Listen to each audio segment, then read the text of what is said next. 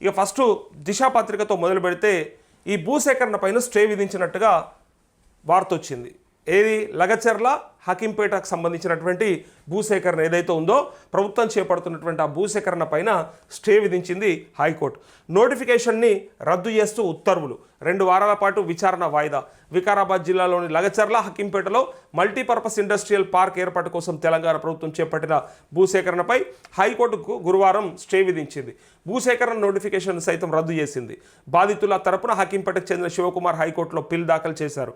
నిర్వాసితులకు ఎకరాకు 17 లక్షలు ఇందిరమ్మ ఇల్లు, డిటిసిపితో కూడిన ఇంటి స్థలం, అర్హతను బట్టి అవుట్సోర్సింగ్ ఉద్యోగం కల్పిస్తామని అధికారులు హామీ ఇచ్చారని ఆ పిటిషన్లో పేర్కొన్నారు. కానీ రైతులు భూములు ఇచ్చేందుకు సిద్ధంగా లేరని కోర్టు దృష్టికి తీసుకెళ్లారు. రైతులకు వ్యవసాయం చేయడం మాత్రమే వచ్చని, కోట్ల విలువైన భూములను ఇచ్చి వాళ్ళు ఎలా మనుగడ సాగిస్తారని పిటిషన్లో పేర్కొన్నట్టు తెలిసింది. ఈ పిటిషన్పై జస్టిస్ జె శ్రీనివాసరావు నేతృత్వంలోని ధర్మాసనం గురువారం విచారణ జరిపింది అంటూ ఈ లగచర్ల హకీంపేట గ్రామాల్లోని భూసేకరణ నోటిఫికేషన్లో పేర్కొన్న విధంగా మొత్తానికి ఆ నోటిఫికేషన్నే రద్దు చేస్తున్నట్టుగా ఉత్తర్వులు ఇచ్చింది. సో ఇది పక్కా రైతులకు సంబంధించినటువంటి విజయమే, రైతుల కష్టమే. మేము మా ప్రాణాలనైనా ఇస్తాం కానీ మా భూములను ఇయ్యము.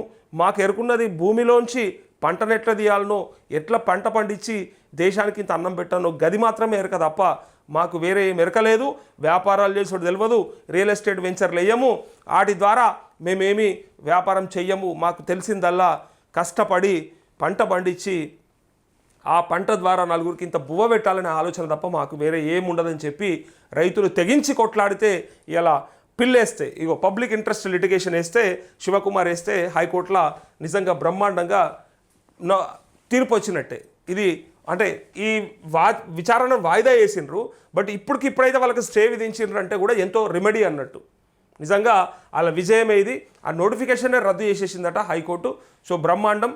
ఏదైనా సరే రైతులు తలుచుకుంటే ఏం చేయగలుగుతారు, వీళ్ళతో ఏమవుతుంది, వీళ్ళకంత ఉన్నదా, వీళ్ళు కలుస్తారా, వీళ్ళకంత యూనిటీ ఉంటుందా అని అనుకునేటోళ్లకు ఇది సమాధానం. ఇంతకంటే మంచి సమాధానం ఇంకోటి లేదు. ఇక రైతులు తలుచుకుంటే ఏదైనా చేయవచ్చు, ఏడుదాకైనా సరే పోవచ్చు, కొట్లాడితే మనని కాదనేటోడు లేడు.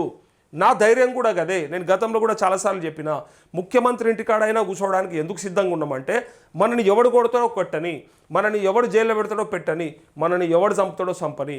ఈ దేశ ప్రజలు ఊరుకోరు. ఇలా పోలీసుల, అధికారుల, లేకపోతే ప్రభుత్వం పెద్దల మన మీద ఏ ఒత్తిడి చేసినా, ఏ ఇబ్బందులు పెట్టినా ఈ దేశ ప్రజలు క్షమించరు. చాలామంది రైతులంటే ప్రేమ ఉన్నోళ్ళు ఉంటారు. రైతులంటే అరే అన్నం పెట్టేటోళ్ళు వాళ్ళని ఇబ్బంది పెడితే ఎట్లా అని చెప్పి, అరే ఈ దేశ ప్రధాన అటువంటిది తెచ్చిన రైతు చట్టాలను కూడా ఇట్లా మోకరిల్లి రైతులందరికీ చేతులెత్తి దండం పెట్టి వెనక్కి తీసుకున్నాడు. అది మనం చూసినాము. గతంలో బీజేపీ ప్రభుత్వం తీసుకొచ్చినటువంటి, కేంద్ర ప్రభుత్వం తీసుకొచ్చినటువంటి ఆ రైతు చట్టాలు ఏవైతే ఉన్నాయో ఆ చట్టాలను వ్యతిరేకిస్తూ చేసినటువంటి రైతుల నిరసనలను తట్టుకోలేక దిగొచ్చిండు ప్రధానమంత్రి. ఇలా మనకు గీళ్ళు ఎంత, ఈ ఎమ్మెల్యేలు ఎంత, ఈ మంత్రులు ఎంత, ఈ ముఖ్యమంత్రి ఎంత. అందుకే నేను ఇంత ధైర్యం చేసిన, మీరు కూడా ధైర్యం చేసి ముందుకు వచ్చారు కాబట్టి మనం ఇయ్యాలటికి కూడా మన రైతుల కోసానికి ఏ సమస్య వచ్చినా మాట్లాడుకునేంత ధైర్యం వచ్చింది మనకి. నిజంగా చెప్తా ఉన్నా, గతంలో ఎవరికి ఇట్లా ఉండకపోతుండే. ఎవరంతలా వాళ్ళు ఏదో అయింది, ఇచ్చిండ్రు, అయిపోయింది అన్నట్టుగా ఎక్కడోళ్ళు అక్కడ ఉండిపోతూ ఉండే. కానీ ఇలా ఆ పరిస్థితి లేదు.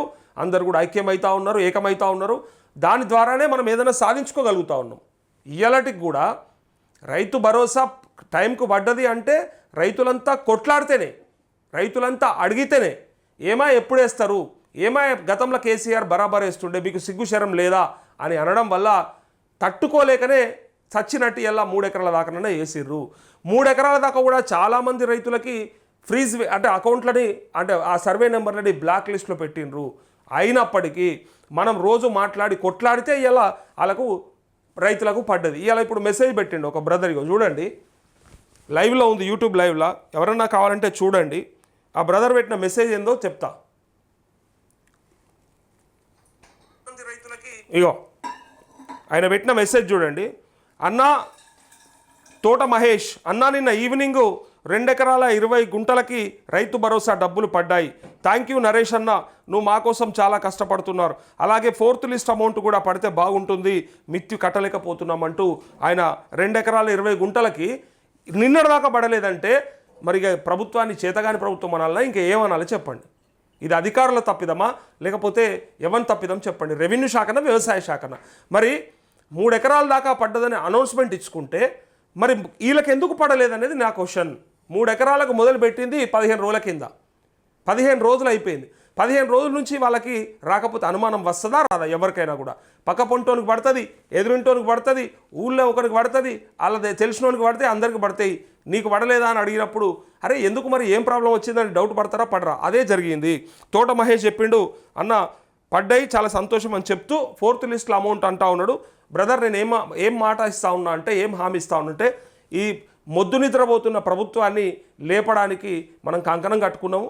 మనకు గతంలో కూడా చాలాసార్లు అనుకున్నాము, మన చేతిలో ఉండే ముళ్ళుగర్రతోని ఎడ్లని దున్నపోతులను ఎట్లయితే పొడిచి నాగలు దున్నిపిస్తామో, వంగని ఎద్దును ఎట్లయితే దున్నిపిస్తామో, ఇక్కడ పని చేయని ఈ దున్నపోతులని మనం ఖచ్చితంగా పని చేయాలి. కర్ర మన చేతుల్లోనే ఉంది. నీ గొంతే నా గొంతే మన కర్ర. మనం ఏమి కొట్టక్కర్లే, తిట్టక్కర్లే, ఎవరిని గల్లబట్టక్కర్లే. మీ వాయిస్ ద్వారా నాకు వినిపిస్తే నా వాయిస్ ద్వారా ఇంకా వేలాది మందికి చేరడం వల్ల ఇలా మనకు అనుకున్న పనులన్నీ కూడా ముందర పడతా ఉన్నాయి. ఇక అనేటోళ్ళు మస్తుగా అంటారు, ఇక కేసీఆర్ సుట్టమా, కేసీఆర్ ప్యాకేజ్ ఇచ్చిండా, కేటీఆర్ పైసలు తీసుకొని పేడ్ ఆర్టిస్టు అని ఇట్లా దున్యా తిడుతున్నాను. ఇక ఎందుకంటే ఇక ఏదో అంటారు కదా, పేరు వచ్చినా కొద్దీ పూలు పడ్డా కొద్దీ రాళ్ళు కూడా పడతాయి అన్నట్టు అప్పుడప్పుడు రాళ్ళు కూడా పడతా ఉన్నాయి. సరే పడతబడని మీకోసానికని చెప్పిన. సో ఏదో కేసీఆర్ చుట్టం లెక్క నేను కేసీఆర్ని నేను తిట్టినంత ఎవరు తిట్టలేడురా అంటే ఎవరు నమ్మతలేడు. ఇక ఎందుకంటే ఎప్పటిదప్పుడే అయిపోయింది, ఇప్పుడు తింటే ఇప్పుడే మర్చిపోవడం అన్నట్టు అయిపోయింది. గతంలో నేను ఎన్ని అడిగినా తెలుసా, నిరుద్యోగ భృతి కాడికి వెళ్ళి మొదలు పెడితే 100 హామీలు అడిగిన నేను. డబుల్ బెడ్రూమ్లు, రిజర్వేషన్లు, ఆయన ఇస్తా అన్న ప్రతీది అడిగిన నేను. అది తెలియకపోతే నేను ఏం చేయలేను. ఇక అయితే ఇప్పుడు కూడా కేసీఆర్ నేను మెత్తుకుంటలేను, కేసీఆర్ వీరుడు శూరుడు అని ఏం చెప్పట్లేదు నేను. బట్ ఆయన ఉన్నటువంటి బాధ్యత నెరవేర్చమంటున్నా. నేను ఇదే వేదిక మీద 100 సార్లు చెప్పి ఉండొచ్చు, ఏ పార్టీ మీద ప్రేమ ఉండొద్దు, ఏ పార్టీ మీద ద్వేషం ఉండొద్దు, ద్వేషం కూడా ఉండొద్దు. అట్లే ఏ నాయకుడి మీద కూడా ప్రేమ ఉండొద్దు, ద్వేషం ఉండొద్దు. సందర్భాన్ని బట్టి, వార్తను బట్టి, ఆ సిచ్యువేషన్ బట్టే వాళ్ళని అనాలే, వాళ్ళతో పని చేయించుకోవాలనేది నా భావన. ఇది నా లెక్క, ఇది నా అర్థం. ఇది తెలుసుకోకపోతే మీరు ఎన్నడైనా కూడా ఇంకా నన్ను అనుకుంటూనే పోండ్రి, మీరు చూసుకుంటే పోండ్రి, నా పని నేను చేసుకుంటూనే పోతా. అందుకే ఎవరి మీద కూడా అంటే తటస్థులుగా ఉండాలి, ఎప్పుడైనా న్యూట్రల్గా ఉండాలి. నువ్వు న్యూట్రల్గా ఉన్న నాళ్ళు ప్రజలు నీ వెనకాల ఉంటారు. నువ్వు న్యూట్రల్గా మాట్లాడినంత వరకు ఎవరైనా సరే ఏ తప్పు చేస్తే మా పార్టీ ఏంది రాబోయ్, మా పార్టీ అయినా ఎవడైనా కరెక్ట్ అనాలి రాబోయ్, అనకపోతే ఎట్లయితుంది? ఇలా కాంగ్రెస్ వాళ్ళు నాకు ఫోన్లు చేసి ఎందుకంటారు చెప్పురి? అలా కాంగ్రెస్ మండలాధ్యక్షులు కానీ లేకపోతే కోఆర్డినేటర్లు కానీ సోషల్ మీడియా వాళ్ళు కానీ చాలామంది కాల్ చేసి, అన్న మా పార్టీ వస్తే మేము బతుకులు మారుతాయి అనుకున్నాం అన్న, రైతులమందరం సంతోషంగా ఉంటాం అనుకున్నాం, నాకే మాఫీ కాలేదన్నా, నాకే రైతు బంధు పడలే అన్న, నాకే సబ్సిడీ, నాకే వడ్లకు బోనస్ రాలేదన్నా అని అర్థం చేసుకోవాలి. ఏ పార్టీ వాడైనా తప్పు చేస్తే బరాబర్ అడిగేటోడు కావాలి. లేదు మా వాడు ఏం చేసినా సరే, మా వాళ్ళు ఎంత తప్పు చేసినా సరే మేము ఎత్తుకొని తిరుగుతామంటే మీ కర్మ, మిమ్మల్ని ఎవడు బాగు చేయలేడు. అందుకే నేను బీజేపీని అన్నది కూడా మీరే చూసిర్రు, కాంగ్రెస్ అన్నది కూడా మీరే చూస్తుర్రు, బీఆర్ఎస్లు గతంలో అన్నది ఇప్పుడు కూడా అంటున్నా. వాళ్ళు చక్కగా చేసి ఉంటే ఇలా ఈ సమస్య రాకపోవు. ₹1,00,000 రుణమాఫీ కరెక్ట్ చేస్తే ఈ సమస్య ఇలా ఇంత పెద్దగా ఉండకపోతుండే. వాళ్ళు బరాబర్ చేసి ఉంటే ఇలా ప్రభుత్వంలో వాళ్ళే ఉంటుండే, దానికి తగ్గట్టుగా మనకు రావాల్సినన్ని బరాబర్ వస్తుండే. వాళ్ళు చక్కగా చేయలేదు కాబట్టి వాళ్ళని బొందబెట్టిరని చెప్తా ఉన్నా. ఇంతకంటే పెద్ద మాట ఉంటుందా ఇంకోటి? వాళ్ళని ఇలా పక్కకు పెట్టింది ఏంది? ఫామ్ హౌస్లో ఎందుకు వండబెట్టిరు? తీసుకపోయి అప్పుడప్పుడు పోయి వండుడు కాదు కేసీఆర్, మొత్తానికి ఆడ వండని చెప్పి తోలేరు. సంవత్సరం నరైతా ఉంది. అందుకే ఏ పార్టీ కూడా ఎత్తుకోవద్దు. మీరు ఒట్టిగా మీకు ఏంటంటే తృప్తి కాదన్నట్టు, ఎవరికొకరికి ఏదో ఒక రంగు పుయ్యాలి, ఎవరికొకరికి ఒక కండు వేసేయాలి, ఎవరికొకరికి అంటగట్టేసేయాలి పేరు.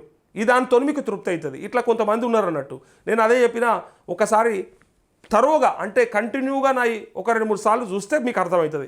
ఒకనాడు లైవ్ చూస్తే తెలుస్తుంది ఏంది ఆయన ఏమంటున్నాడు, ఎవరిని అంటున్నాడు, ఎవరినైనా ఎత్తుకున్నట్టున్నాడా, ఎవరి మీద ప్రేమ ఉన్నదా? అరే నేను ఎవరి మీద ప్రేమ ఉండొద్దని 100 సార్లు చెప్పిన. ఇక్కడ ఉన్నప్పుడు ప్రజల మీద, రైతుల మీద, సామాన్యుల మీద తప్ప ఇంకా ఎవరి మీద ఉండదు. అదే జర్నలిజం. అది తెలుసుకోకపోతే మీ కర్మ, అన్నవాడు బాగా చేయలేడు మిమ్మల్ని.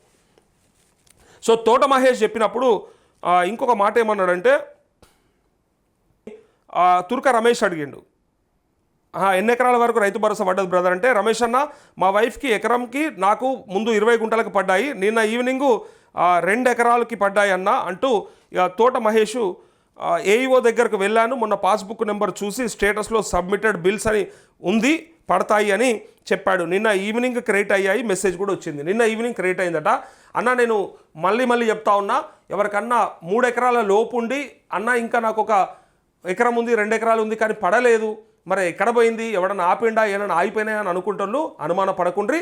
మీకు పక్కాగా పైసలు పడతాయి, మీకు పక్కాగా క్రెడిట్ అయితే. మీ పైసలు ఆపేటోడు ఎవడు లేడు. ఎందుకంటే ఈసారి ఆ డిసిషన్ తీసేసుకుంది ప్రభుత్వం. ఇది ఏ ఛానల్ చెప్పలే, ఇది ఏ ఛానల్కి ఎరకలే, మనం పక్కాగా ఇళ్ళనే ఉన్నాం కాబట్టి. అలా రుణమాఫీకి గ్రీవెన్సెల్ పెట్టిర్రు, ఒక ఫిర్యాదుల కేంద్రం ఉన్నది, లేదా ఫిర్యాదులు తీసుకొని ఒక టెక్నికల్ ఏవో ఆ డేటా అంతా వాళ్ళ డైరెక్టర్కి పంపుతుంది, వ్యవసాయ శాఖ డైరెక్టర్కి. వాళ్ళు ఏమైనా చేస్తారేమో అన్న విషయాన్ని కూడా మనమే చెప్పినాం. వేరే ఛానల్ లేదు, ఇది కావాలంటే మీరు చెక్ చేసుకోండి. ఎవరి దగ్గర కూడా ఈ సమాచారం ఉండదు. నాకు వేరేటి ఉండవు, బట్ దీని మీద పక్కాగా ఉంటుంది. నాకు వేరేటి ఉండకపోవచ్చు, బట్ ఇవాళ నేను దీనిపైనే పని చేస్తూ ఉన్నా, దీనిపైనే రీసెర్చ్ చేస్తూ ఉన్నాం, దీనిపైనే పట్టుకున్నాం, ఏదన్నా దొరుకుతుందేమో అని ప్రతి అవకాశాన్ని ట్రై చేస్తూ ఉన్నాం. కాబట్టి మనకి ఇంత ఇన్ఫర్మేషన్ ఉంది. అందుకే రుణమాఫీ కానుల కోసం కూడా నేను ప్రయత్నం చేస్తున్నాను. అందుకే ఈ నెల మొత్తం మనం ఎంత ఒత్తిడి తేవాలో అంత ఒత్తిడి తెచ్చి, ఎన్ని ప్రయత్నాలు చేయడానికి చేసి అసెంబ్లీలో మాట్లాడేలాగా ప్రయత్నం చేపించి, ఫైనల్గా మంత్రులతో కూడా లైవ్లో కాల్స్లో తీసుకొని మాట్లాడి అడిగి వాళ్ళందరికీ, రైతులందరికీ కూడా చేసేదాకా నా ప్రయత్నం ఆపేది లేదు. ఎవడు ఏమన్నా ఆగేది లేదు. అయిన తర్వాత నేను అవసరమైతే వేరే సబ్జెక్టు పెట్టుకుంటా. వ్యవసాయమే ఉంటుంది, రైతులే ఉంటారు, బట్ ఇంకా వేరే పంటలకు వచ్చే తెగుళ్ళు, వాటికి సంబంధించిన ఈ ఫర్టిలైజర్ షాప్ మోసాలు, విత్తనాల కంపెనీలు చేసే మోసాలు, ఇవన్నీ కూడా బయటకు తీసుకొద్దాం. ఎవరిని విడిచిపెట్టేది లేదు. రైతుకు ఏడ బాధ అయినా పోయి కలుద్దాం, మాట్లాడదాం, తీద్దాం. రైతులకే ఇది వేదిక లెక్క ప్రయత్నం చేద్దాం.